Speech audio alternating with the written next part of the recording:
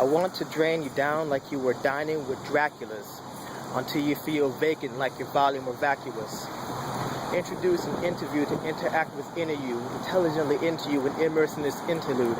My curiosity aroused by your philosophy, the vasty possibility, exactly what I have to see. Now pulled in by the gravity, enchanted by a hand and seeing this magically, my mind reminds itself to shy from fantasy.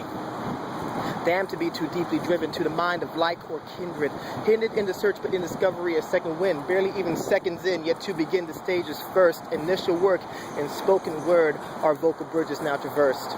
Ever cursed the worst of sin, the common tendency of man to venture into lands having not conquered that where he began, but rather stand in minds to try to find what we bind to ourselves, a mirrored differential to reflect on us through someone else.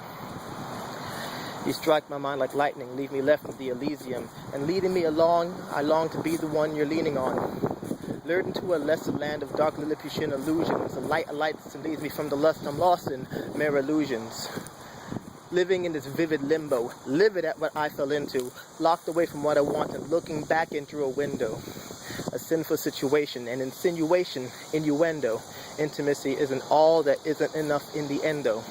Hoping for a reconnection, maybe mutual intention between you and me without interruptions or intervention.